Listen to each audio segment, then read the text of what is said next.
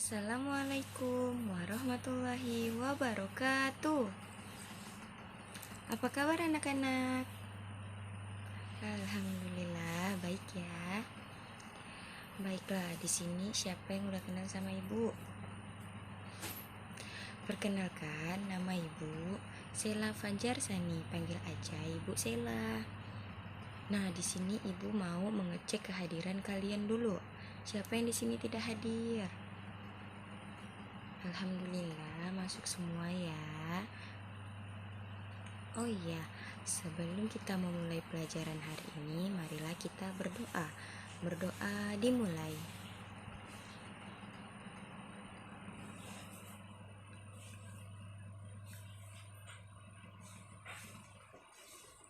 Berdoa selesai. Nah, di sini siapa yang tahu hari ini Ibu akan mengajar tentang apa? Pelajaran apa? Apa materinya?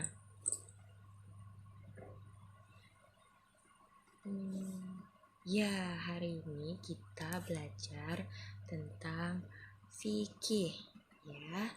Di sini Ibu akan menjelaskan tentang ketentuan rukhsah sholat bagi musafir. Di sini Ibu akan memberitahu apa saja kegiatan kita hari ini ya. Ih, pinter-pinter semua anak Ibu. Hari ini yang pertama, Ibu akan menjelaskan tentang ketentuan rukhsah sholat bagi musafir. Apa yang tahu itu rukhsah?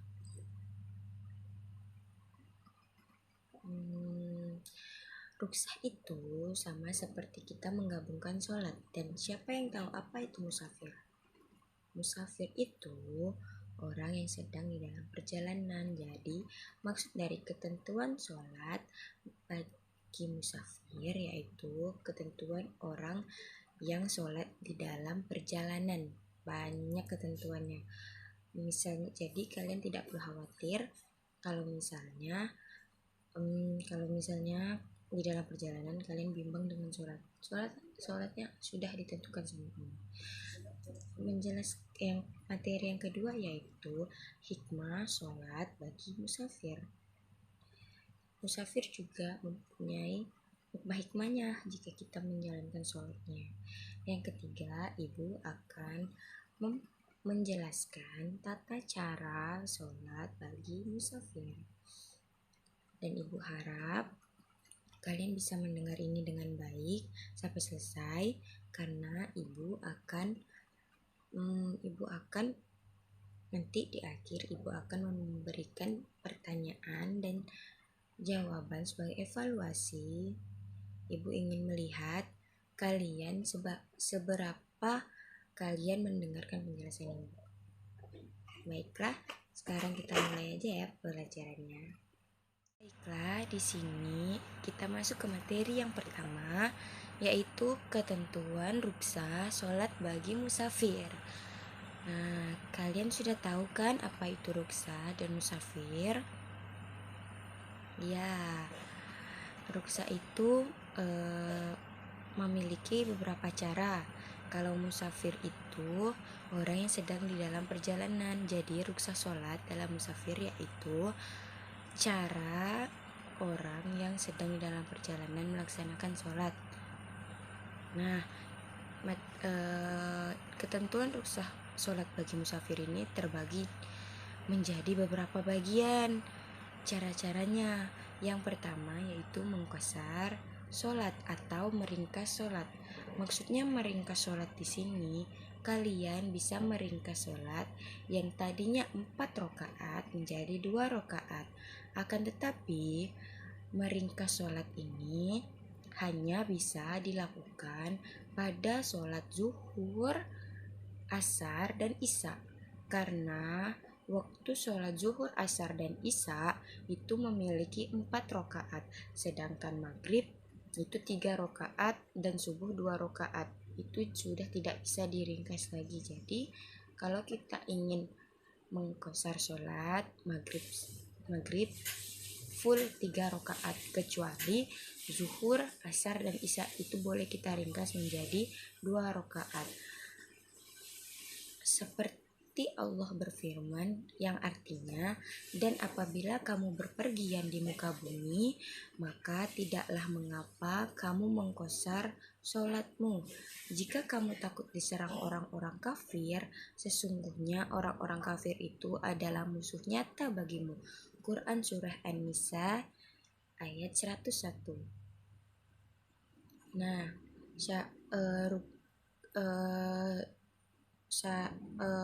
meringkas sholat ataupun mengkasar sholat juga mempunyai syarat. Yang pertama yaitu daerah yang dituju harus ditentukan. Hal ini agar bisa diketahui apakah boleh mengkasar sholatnya atau tidak. Yang kedua, tujuan perjalanannya harus mubah, bukan untuk bermaksiat, karena rukhsah atau izin untuk mengqasar sholat diperbolehkan bagi musafir yang bertujuan untuk beribadah, bukan untuk bermaksiat ya. Nah, apakah kalian sudah mengerti cara mengqasar sholat? Baiklah anak-anak ibu pintar semuanya. Cara yang kedua untuk orang yang sedang dalam perjalanan atau musafir melaksanakan sholat yaitu menjamak. Bagi seorang musafir, menjamak itu boleh. Menjamak itu sama halnya dengan menggabungkan sholat. Maksudnya menggabungkan sholat ini yaitu menggabungkan 2 sholat seperti contohnya zuhur dan asar menjadi satu waktu. Akan tetapi kalian harus memilih di antara salah satu waktu. Misalnya kalian ingin sholat zuhur sekaligus asar dan kalian melaksanakannya di waktu zuhur. Kalian harus melaksanakan sholat zuhur terlebih dahulu baru sholat asar. Begitu juga sebaliknya. Kalau misalnya kalian melaksanakan sholat asar sekaligus zuhur, kalian harus melaksanakan sholat asar terlebih dahulu baru sholat zuhur. Jadi maksudnya menjamak atau menggabungkan sholat ini yaitu menggabungkan 2 sholat di dalam satu waktu, dan kalian harus memulai oleh waktu yang kalian tentukan. Misalnya sholat asar, jadi harus sholat asar dulu baru sholat zuhur. Sesuai hadis dari Ibnu Abbas radhiyallahu anhu, ia berkata, sesungguhnya Rasulullah Shallallahu Alaihi Wasallam menjamak atau menggabungkan antara maghrib dan isya jika dalam perjalanan. Hadis riwayat muttafaqun alaih. Yang ketiga yaitu syarat mendahulukan atau mentakdim sholat. Yang pertama, sholat yang pertama harus didahulukan, baru setelah itu sholat yang kedua. Sholat zuhur lebih dahulu, kemudian mentakdim di sholat asar. Begitu pula sholat maghrib lebih dahulu, kemudian mentakdim sholat isya. Yang kedua, harus niat menggabungkan ataupun jamak antara sholat pertama dan sholat kedua, dan niat dilakukan pada waktu melakukan sholat pertama. Yang ketiga, kedua sholat harus dilakukan secara berturut-turut atau tertib, yaitu tidak boleh ditunda terlalu lama atau jangan diselangi dengan waktu yang panjang, karena kedua sholat dianggap salah satu sholat. Rasulullah SAW sewaktu menjamak kedua sholat, beliau lakukan secara berturut-turut, tidak ada terputus, dan tidak melakukan sholat sunnah antara kedua sholat tersebut. Jadi kalau kalian mau menjamak sholat itu tidak boleh putus-putus atau melayangkan waktu yang lama, harus berturut-turut. Jika selesai sholat yang satu harus lanjut ke sholat yang lain. Untuk yang keempat, harus masih dalam keadaan musafir sewaktu sholat kedua. Pelajaran yang keempat yaitu syarat menunda atau mentakhir sholat. Yang pertama, Niat menunda atau mentakhir sholat pertama ke dalam sholat kedua di waktu sholat yang pertama. Misalnya niat menunda sholat zuhur ke waktu sholat asar, masuknya waktu sholat zuhur dalam keadaan tidak sholat. Begitu pula niat menunda sholat maghrib ke waktu sholat isya. Yang kedua, harus masih dalam keadaan musafir saat selesai sholat kedua.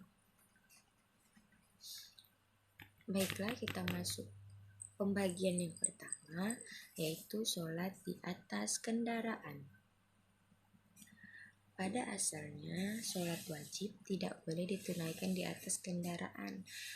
Hendaknya dikerjakan dengan turun dari kendaraan sebagaimana perbuatan Nabi Muhammad SAW, terkecuali dalam keadaan terpaksa, seperti khawatir akan habisnya waktu sholat.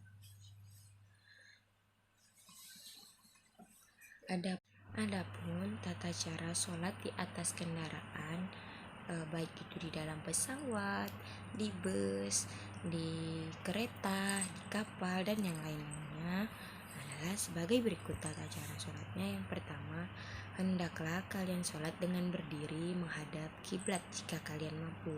Jika kalian tidak mampu, maka sholatlah dengan duduk dan berisyarat ketika ruku dan sujud. Rasulullah SAW pernah ditanya tentang sholat di atas perahu.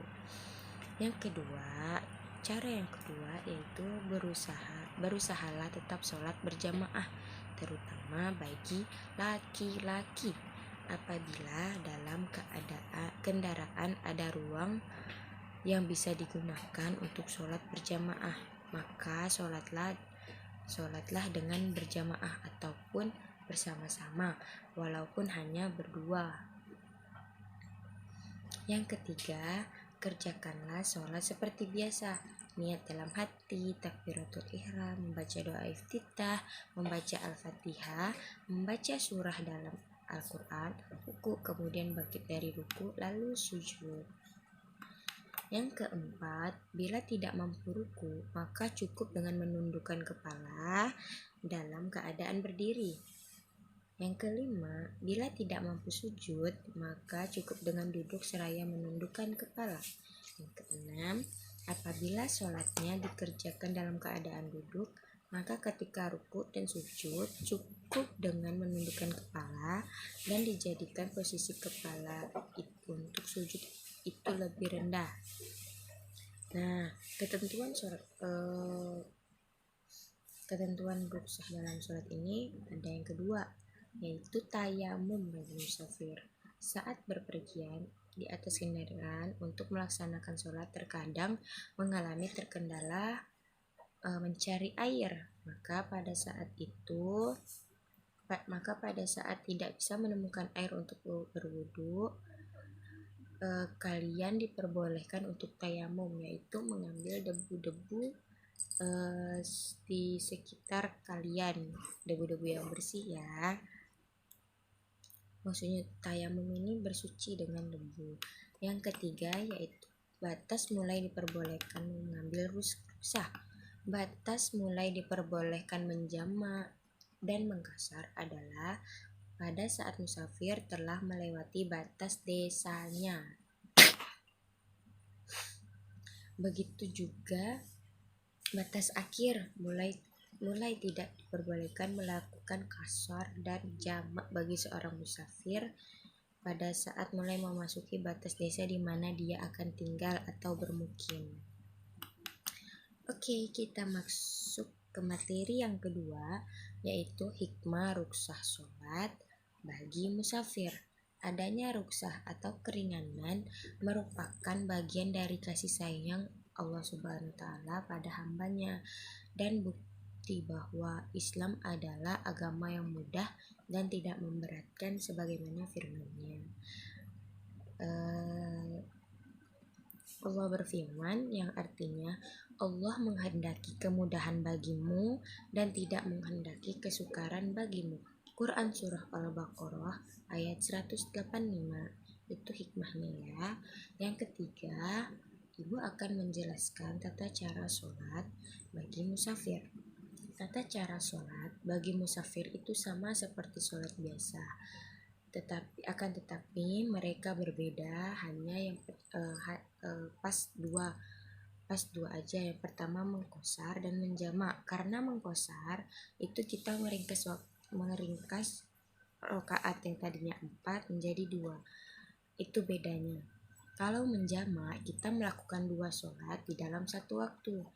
Itu tadi Ibu sudah jelaskan apa saja bagian-bagian tata cara sholat bagi orang musafir. Baiklah, mungkin pelajaran hari ini selesai sampai di sini. Ibu menjelaskan tentang ketentuan rukhsah bagi orang musafir. Ketentuan rukhsah sholat bagi musafir. Di sini ada yang ingin ditanyakan?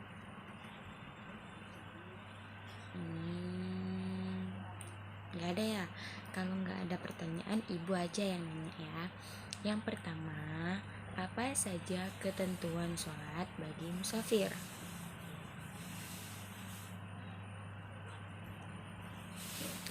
Iya benar, ketentuan sholat bagi musafir itu banyak terbagi dalam bagiannya. Ada yang mengkosar, ada yang menjamak, ada yang mentakdim, ada yang mentakhir. Yang kedua, pertanyaannya itu apa saja hikmah yang bisa kita ambil dari sholat bagi musafir? Iya, hikmahnya yaitu kita bisa tahu kalau Allah sudah banyak mempermudah cara kita untuk melaksanakan sholat. Jadi jangan ada alasan kalian untuk tidak sholat, karena Allah sudah mempermudah cara sholat biarpun kita sedang di dalam perjalanan. Yang ketiga, ayo siapa yang bisa jawab apakah tata cara sholat bagi musafir sama dengan sholat wajib biasanya? Ya, mereka itu sama. Dari niat, takbiratul ihram dan yang lainnya itu sama, akan tetapi berbedanya dengan 2 cara. Yang pertama mengkosar dan yang kedua menjamak. Mengkosar kan artinya meringkas waktu yang tadinya 4 rakaat menjadi 2 rakaat. Kalau menjamak itu menggabungkan 2 waktu menjadi 1 waktu. Misalnya zuhur dan asar menjadi 1, maghrib dan isya menjadi 1 waktu. Gitu. Mungkin sekian yang dapat Ibu sampaikan. Kurang dan lebihnya Ibu mohon maaf. Wabillahi taufiq wal hidayah. Assalamualaikum warahmatullahi wabarakatuh. Dadah, sampai jumpa minggu depan lagi ya anak-anak.